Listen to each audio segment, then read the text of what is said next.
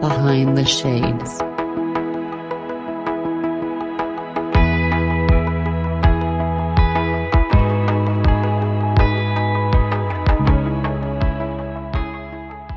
So I know, Anna, we are going to talk about a fantastic series of topics. We're going to talk about orgasms. Everyone should be experiencing those, hopefully, by this age. Intimacy and relationships. But before we get right into it, Anna, do me a favor and do my audience a favor. Introduce yourself. Tell us a little bit about yourself and where my guest can find you. Okay, thank you very much. So my name is Anna Thellmann from Thellmann Consulting. I have my own business here in China. For the last 2 years, I've been a CEO and a sexual intimacy coach. I've been working when I lived in England as a coach already, but I had the great opportunity to build my business while here in China. And I help women and men to have a more fulfilled sexual and intimate relationship with themselves and also with their partner. Because sometimes when we hear sexual intimacy, we think about sex and we think it's just about our partner and me, but it's not. It's also the relationship that you have with your body. I help men and women to get deeper into that and to start loving, not loving, accepting themselves for who they are, the good, the bad, and the ugly. And I am also the #1 emotional health specialist here in Shenyang for the expert community. So I work with the hospitals, the local hospitals here. When there is an emotional emergency with one of the experts, they call me and then I go in and I support as best as I can. I've been coaching for over 8 years now. I'm still loving it. I have had to grow into the CEO role, which is an ongoing thing, but the coaching has always been, I think it's in my blood.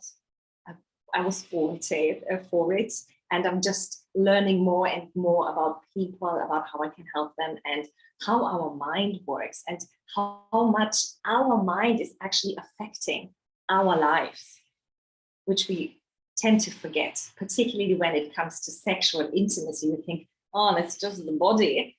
So no, it's so much starting here. So take us from the genesis of this. How did you get involved in helping others, as your background states, get their orgasm back? How did you get involved in this? Well, it started with my own limiting belief. And I had that limiting belief that when I masturbate, I need to have this big, amazing fantasy, and it has to become bigger and bolder every time. And when I'm in it, and then the washing needs to be done, it was like, oh my God, I'm losing my fantasy. My body was tensioning up. It was hard work. And it was also preparation work. Like, what fantasy am I choosing? How will it go? And so before even starting to masturbate, it was this feeling in my body of cramping, tension. And after I had my orgasm, which was like, I need to get my orgasm, it was this, I need to do this like a chore, like I need to end this task, or I need to fulfill this task. It was more like that. And when I had the orgasm, it was like, I was more released from the cramping, from the tension, that was gone, instead of just feeling my body tingling and having that release. And I thought it was this typical, you have a shower, you come out of the shower and think, wow, all of these tools that I use with my clients in every part of their lives, they're working so brilliantly. Why wouldn't they work in the bedroom? Why wouldn't they work for me? So I went down to business. I used the tools that I thought were the right ones for me for this situation. And I quieted my mind. I just focused on my body. I focused on the tensions that I experienced when masturbating, when pleasuring myself. And there was no cramping, there was no tension. And I had an orgasm from toes to ear all the way through. And it was amazing. And I hadn't had such an amazing orgasm during masturbation for a long time. And that was the moment where I thought, this needs to be shared. People need to know that it can be that easy to have pleasurable sexual activities, pleasurable orgasms, without the big fantasy, without the big actions, just simply by focusing on your body. Is that one of the reasons why we should engage in that type of self-pleasure? Because it gives us an opportunity to learn about our bodies, learn the type of touch that we want, and it allows us to better understand our bodies. So if we are looking to pleasure or make pleasure with our partner, we understand ourselves and what we like and what we don't like a lot better. Yes, definitely. So masturbation has many benefits. Of course, you get to know your body, you know what do you like, how does it feel. But even though you know what you like for a woman, as a woman, we forget that we have, our vagina is about 10 centimeters. It's just an area of pleasure, all of it, even inside of it. And we don't know that because no one ever told us, like, if you do this, if you do that, so many ideas that there are that you can do, so many things you can do with that area of pleasure. And when you explore all of that, why wouldn't you? Why wouldn't you then tell your partner, hey, you put a little more pressure on that side, or if you put your finger like that, if you do this with your finger or that, whatever it is, it gives you so much more pleasure, and it will also be good for your partner because now he can see, oh, if I do this, that's her reaction. How amazing am I to give her that pleasure? So it's beneficial for both. And particularly for men, of course, I think I'm not a man, so I can't speak for myself in this perspective, but for men, if they masturbate, it's very, very healthy. So my recommendation would be masturbate 21 times a month because it risks the chances of cancer, of prostata cancer. It risks the chances of erectile dysfunctions. It helps you last longer. But masturbation, amazing for the body and for the soul, for men and women. When you said 21 times a month, I almost had a heart attack because I'm thinking, what?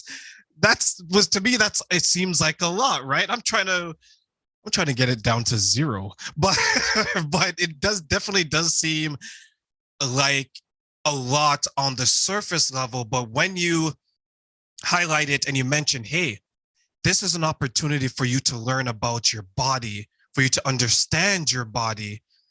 If I'm taking it from a male's perspective and I'm looking to masturbate, to pleasure myself, am I doing it myself without, let's say, pornographic material and things like that? Like, is it more so I have to get myself in the right place of mind and then do it? Or do you recommend that I should be watching those types of movies and accessories to get myself in the mood and then continue forward with the self-pleasure? Well, that really depends because sometimes I think particularly this younger generation, they are so used to use porn that it's hard for them to then bring up their own fantasies. So when you see this porn, how these people in porn react, you also assume that this is how you need to do sex. This is how it has to happen. This is what you do with your partner. So you create this fantasy, this illusion of how intimacy looks like. And the other thing is also when you masturbate, a guy told me this, he was masturbating to pornography and he did it in secret. So it was always this, I have to do it quick, I have to come quickly. That means you train yourself to come quickly. You train yourself, like I did train my body to get into that tension. So you train yourself to be also tense and have this anxiety maybe inside you while you masturbate. And that's how your sex life then probably turns out, because you just train yourself to do it that way. You think that is, or your body thinks, well, this is the way we need to do it. So when I have sex with my partner, Oh, yeah, anxiety. Oh, I need to be quick. No one can see me. So I would suggest not to use pornography. Maybe use it to get in the mood, but while you masturbate, turn it off, turn it around, look away, and just focus on the sensations of your body, because the penis, it's such a sensitive organ, such a sensitive muscle. You have so many feelings on there.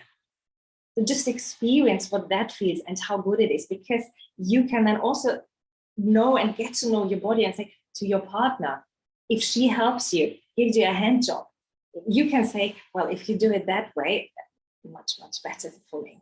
Then it makes me feel like this. So my recommendation would be get porn as if you need it to get into the fantasy, but to actually for the masturbation. So don't use it. And that's a good point that you raised, because sometimes when I'm in the mood and if I'm intimate with my partner, it's always a state of mind. Yeah, the porn and things like that, it's a great fantasy, right? But sometimes we can confuse that with reality. Like how many outfits are you going to ask your woman to get and dress up in, right? But I think if we can learn to understand ourselves and just say, hey, I want to get myself in the mood. And as you mentioned, that area is so sensitive. It feels so good, right? You can say, hey, Anna, if you do this technique, I like it a lot better than this one.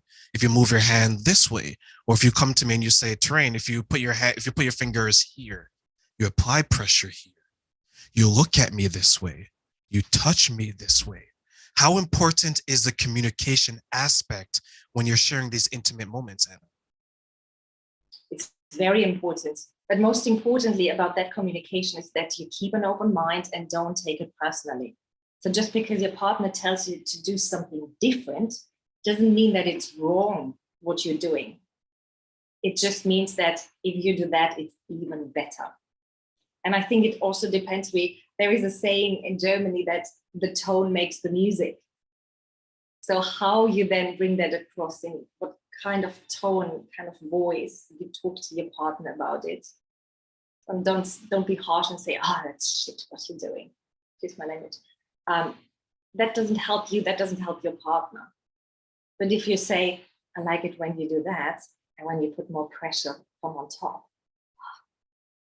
that's even better. And your partner will be willing to do that and even more. Especially when they see the reaction. And I think that is so important, right? Like when you see that the person is giving you the body language that they're really, really enjoying this, it could offset maybe some of the shame that we may experience in communicating this, right? If we say that, can you do this? You're not as hesitant because the partner or even yourself, you're giving yourself such positive feedback. Is that something that we can work on when we're communicating to give the positive reassurance that, hey, Anna, I like this. You're doing a good job. Keep doing more of this. Does that work? Of course. I mean, what better feedback can you get when I say, this is amazing what you're doing. Keep doing it. But on the other hand, I understand that many of us shy back from that.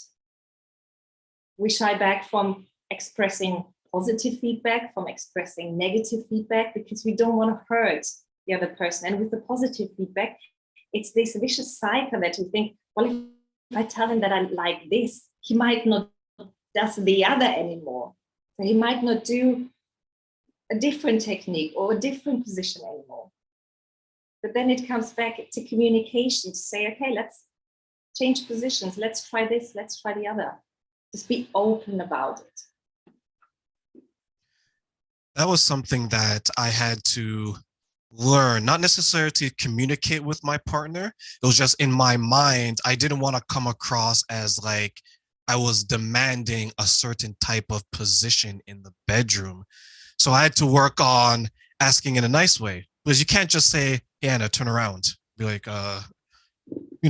treat me like a lady first, right? Buy me dinner first. So, but you want to communicate it in a way that is positive, because I think many of us suffer from so many negative thoughts when it comes to the bedroom, especially before the actual act. Or I feel a little bloated today. I'm a little fat. I'm not this. And then the men may have, let's say, the performance anxiety. What if I'm not big enough? What if I can't pleasure? What if she had someone better? Do you work with men and women to overcome some of these maybe limiting beliefs that they may have before they enter the bedroom and get intimate with their partner?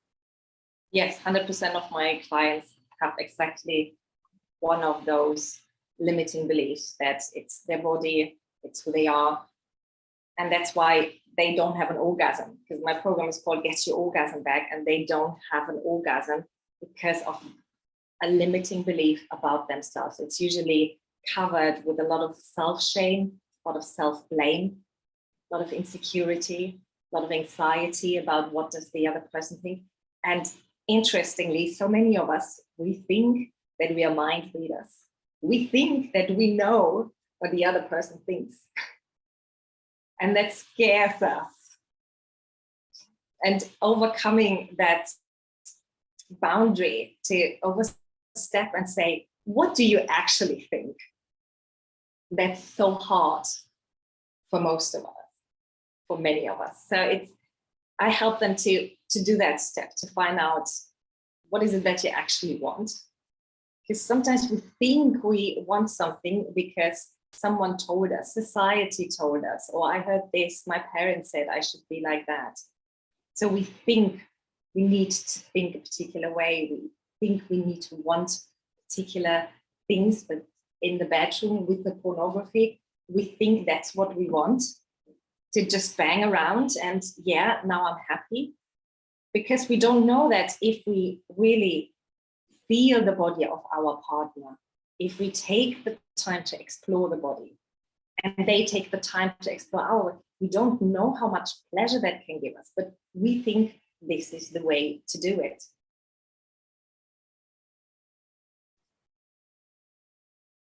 So Anna, share with me here, because I am dying to learn a lot more and I want to make sure that I bring my A game to the bedroom every single time. What are some of the tips that you would share, let's say with the men, to help us better understand what women want in the bedroom and maybe their perspective of intimacy in the bedroom? So every woman is different. That means if your ex-girlfriend liked something, doesn't mean your current girlfriend likes it.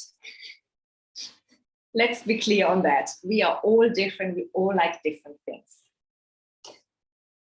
In general, we could say that women take longer to get to the same level of erection as a man does. So men are there quite quickly. We can see it obviously when they have an erection. That's a good indicator. Doesn't mean they are there in their brain. So don't get me wrong. But for us women, we don't have that obvious sign. Even if women are wet, it doesn't mean we are there yet. So sometimes it can take up to 45 minutes for a woman to be in the same mood, physically, emotionally, as the man within 5 minutes. So take your time, find out what your partner wants. And it makes it extra difficult that some days she likes it, other days she doesn't. So yeah, it really depends on the mood. It depends on, is it morning, is it evening, is it outside, is it in the bedroom, is it in the kitchen, are the children next door, are the parents next door?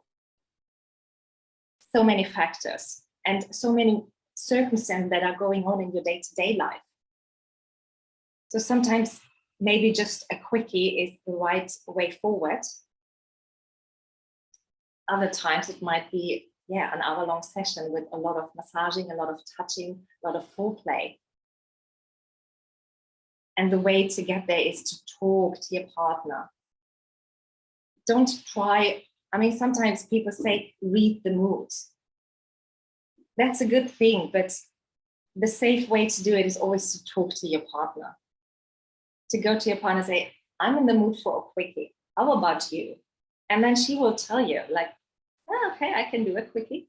I'm up for it. Let's do it. Or she might say, yeah, I think I need a bit more time. I'm not there yet. Can we do something before? And I say, yeah, of course. So talk about it, find out what she wants, because there is no generalization about women like this. I used to date a girl. This was years ago, and she didn't really, I don't want to say like, but she didn't necessarily warm up to the conversation about sex. It was something that she didn't really enjoy talking about it. And the way that you and I are talking, for example, Anna, she would have no part in that whatsoever. And in the beginning, it always gave me the impression that she didn't really enjoy being intimate or the sexual experience. And then when we started to be intimate, I realized how much she enjoyed it. So she was one of those women that outside of it, she doesn't want to hear anything. Like, see no evil, hear no evil, speak no evil, right? But once you get her in the mood, she was really, really into it. And sometimes I always wonder if maybe something had happened that made her not enjoy talking about or discussing it. Because there's times where she would get really into it and then she would get wet and things like that. And even though she was enjoying it, she didn't like after the fact that there was like the cleanup or the aftercare, right? Um, and then that made me understand, to your point, that everyone is different, because with another girlfriend, she really, really enjoyed that part of it, like talking about it, speaking about it. And it was like two different people, but the sexual experience was similar. It was just the buildup was different. And it made me appreciate foreplay as well. And I think sometimes foreplay gets misunderstood. People think, well, I have to do this for an hour. Not necessarily. If you understand what the person wants, they can guide you accordingly. Like, how important is the foreplay aspect and the build up to the actual penetration piece? I would say foreplay starts after the orgasm.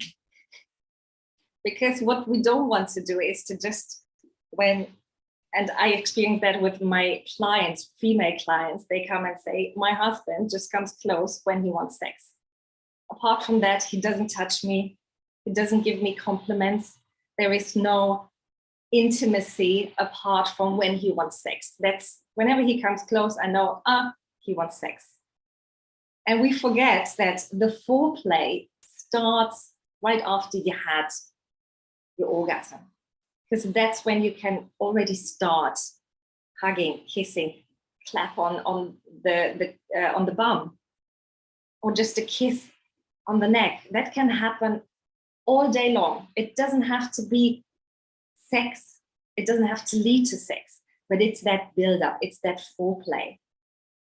And it's amazing how these little things can add up to want each other more, because your partner will see, I am wanted, not just for you to release your sperm on me, but you actually want me all day long, every day.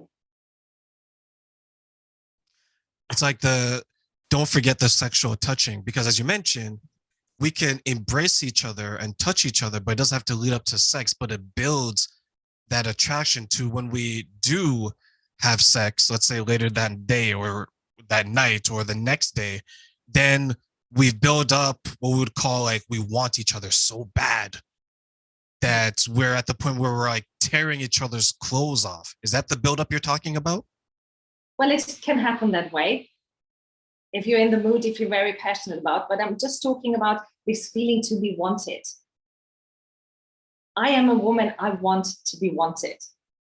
If my man shows me that he wants me any time of the day, that doesn't mean that, yeah, he wants to jump on me, or he probably does, but that's not what I mean. I just want to know that he desires me. If I stand in the kitchen cooking and he gives me a kiss on my back, nice. He gives me the attention. He talks my love language. And that one makes me to want him more. That makes me to want to be there, want to be with him. So when we give each other this, when we speak each other's love language, and we build up that excitement, that wanting, then yes, it can be, like you said, this passionate build-up and it's an explosion, fireworks. But it can also just be like we lie down and we have this very flower power sex where we just feel each other. So whatever it is for you. So like, and that's a good example because I've always wanted to do that. And I've done it where, let's say the person I'm with is cooking and you just go up behind her, you hug her, but you may like kiss her on her neck, you may bite her neck, you may nibble on her neck, things of that nature, right? And if she is, let's say she's sweeping the floor, she's picking up something, you give her a little slap on the butt, something along that, because you want to be playful with the person you're with and show them that, hey, it doesn't matter what you're doing, I still want you and I'm still attracted to you. And as you mentioned, a lot of people's love language is physical touch. And a lot of times, especially from a difficult day, they just want to be touched by the person that they love, right? No. Actually, no. No, they don't want to be touched. It's not, I mean, we have 5 love languages and physical touch is one of them. And it's not the primary or the main love language for most of the people. That's the interesting thing. And it changes. At the beginning of a relationship, when you're especially together in love, touch is big. But when you get to a long-term relationship, a committed relationship, that changes. It turns into more quality time. It turns into more compliments, words of affection, saying, I love you. Thank you for making dinner. Or thank you for paying the bills. Thank you for mowing the lawn. Whatever it is, then that becomes more important, becomes a higher priority than the physical touch. I'm dating the wrong woman because my love language was always words of affirmation because I love that. I love hearing kind things, right? And like even like this conversation, the conversations that I have, I really enjoy them. And that's always been my love language. And the people I've dated in general, it seems their love language that they would express has always been gift giving. Right. But the love language they like to receive was always the physical touch. And these are people that I dated, let's say 6 months to 12 months to 3 years. And that's interesting that you mentioned that because I could agree that in the early stages that we would call the honeymoon stage, you're all over each other. This person is new, it's exciting, it's fresh. But as you get older, which is what I truly believe happens, is that you begin to understand, I just want to spend time with Anna. I just want to sit down and watch a movie. I want to have a conversation. I just want to be around you. If we are intimate, we're intimate, but it isn't the end all and be all. So I think I need to, I need to reevaluate the type of girls that I date. So Anna, thank you for that revelation. Anyway, but maybe ask them, maybe talk to them what it actually is, because sometimes they might not even be aware. Because when I first talked to my partner about what's your love language, he looked at me like, what are you talking about? So I explained to him what they actually mean. And then he really had to think about it. He couldn't just say it. He said, let me think about it. Let's talk in an hour, but I need to think about it because out of the blue, just by now put me on the spot, I need to think about it. What is actually really important to me? And maybe they display it because they are brought up like that. They've seen it in other relationships. Their previous relationship has been very physical. And now they think that is how it works. So they might not even know what they want and what their love language is until you come and say, hey, what is it actually that makes you feel loved? Do you believe that maybe sometimes we're conditioned to show our love a certain type of way, even though we may think that it's not the best way to show it in our relationships? Yeah, I mean, I'm here in China. People don't show affection in public. They don't. When my partner and I hold hands or kiss, they sometimes even stop, take pictures, and look at us, just watch us. What are these foreigners doing? Because they've grown up. It's tradition not to show affection in public. And when I did a presentation on the 5 love languages at one of the hospitals, and we had a couple of ladies there, even Chinese ladies who came, who wanted to know more about it. And when we talked about what is your love language, one lady answered, in China, we do this. In China, we want this. In China, we want this. And then I said, well, what do you want? And that was a whole different ballgame. So yeah, sometimes if no one is interested in what do you actually want, we just go with society tells us this is what we want. That's what I think that happens, because especially you have the culture dynamic, whereas I was brought up in this culture and no one in the culture, or very few people, show PDA, public displays of affection, right? They're not kissing, they're not holding hands, they're not doing all these things in public, but behind closed doors is a different conversation. Whereas some other cultures, if they're in the mood to display their affection for their partner, they're going to do that. And then you have the religious aspect where some people are like, we don't do that at all. So I can understand that you and I may come from a culture where if we're walking down the street and we're together, we're going to hold each other's hands, or my hands on your hip, your hands on my shoulder, whatever the case is. Where some other people, it's more like the shoulders are not even touching, right? It's more like they're marching instead of walking. How do you help someone or a couple overcome what they want to do to honor maybe the culture that they're in, but they're still trying to identify, hey, this is what I want? How do you help them balance that? It depends on the culture, because when I talk to Chinese people here, that's my best example. They, on the one hand, they want it, so they want to have more intimacy, they want to be closer emotionally to their partner, but they also know that, or they actually, it's hard. I don't want to say they choose, but in one way they choose to be secretive about it towards their families. And then it depends on, then it's more like, okay, how can we make you feel to be okay to not show the side of you that you feel that your family will be very judgmental of?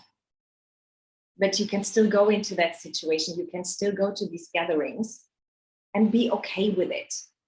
What can we do? What can we work on to make you feel okay? And that usually starts with self-acceptance. When you accept the good, the bad, and the ugly that you are, it's easier for you to accept the good and the ugly, the bad about other people.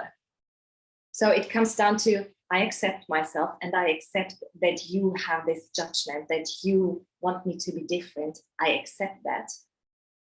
It has to do with forgiveness. I forgive you for how you treat me.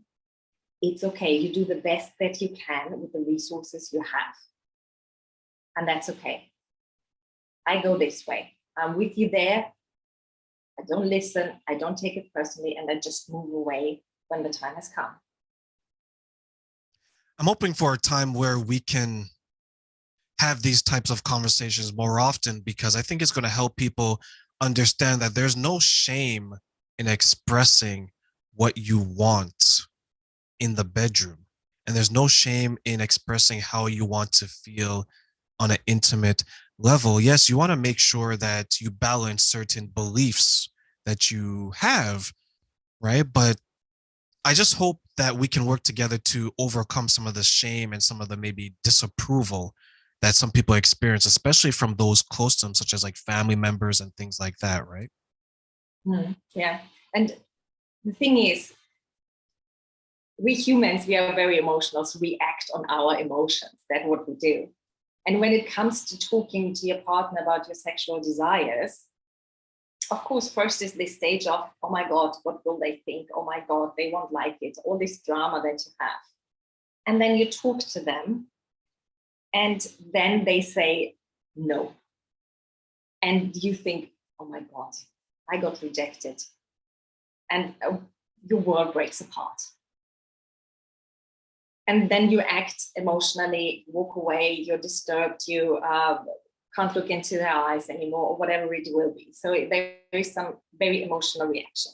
And when we understand that people, when we tell them something that they never heard from us, so if you for the first time talk to your partner, this is actually how I like it better, their first reaction might be that they take it personally, that they think, oh my God, I've done it wrong all this time. He never told me. Am I that bad? Was it so bad what I've done? All of that will go on in their minds. So we need to give them time. That the first reaction isn't the last reaction. That even if the first reaction isn't, oh my God, I need to go away, I don't want to see you for 5 days, that's okay. Give them the time, because it's the first time they heard it, even though it's going on in your head maybe for weeks, months, years even. Just give them the time to adapt. Give them the time to think about it and see what they can do or want to do with it, and then continue the conversation. How would you help people who are having that type of conversation, but maybe they feel it's not going in the direction that they would want it to go in? Well, it usually doesn't go in the direction they want it to go, because they go in with expectations. So they expect, if I say this, I expect him to react like that. And again, if you're not a mind reader, it probably doesn't turn out that way. So I have my clients in the way that we get rid of those expectations. We know our intention. We know why we want to say that. We know what we want the outcome to be for us personally, but we leave it open for the other person to react, to have time to think about it, and to also give new input. And I go through with them. So what if your partner says, oh my God, that's a shitty idea? What happens then to you? And then we go through that scenario to make it okay, to take away that, oh my God, it's me. He doesn't want to do it for me. So, no, nothing to do with you. But we need to go through it, to experience it, in order then to be ready for the ultimate test, to talk to the partner. And when we are aware of all the good, the bad, and the ugly that might happen, it's much better, because we're usually afraid of the unknown. But when we've gone through some scenarios, now we know, now we have an idea what could happen. And we know, oh, we can get through this. So it makes it much easier then to talk. So as we close, Anna, what's some advice that you'd want to give to the next generation of, let's say, young couples who are trying to figure out not only their own level of intimacy with themselves, but with others? What type of advice would you want to give them? I would like to tell them that start talking, even if you don't know how or what to say. Start little with, I like to be kissed, and just see where it goes. It's so important to just start the conversation. You never know where it's going, and you don't need to have expectations to turn out in a big thing. The little thing, that's what counts. And every little thing will add up to something amazing. So start talking, start exploring. Don't take it personally. It's never about you. It's usually the other person that carries something inside of them that hasn't been healed, that just now comes out while you talk about it. So be open and show compassion.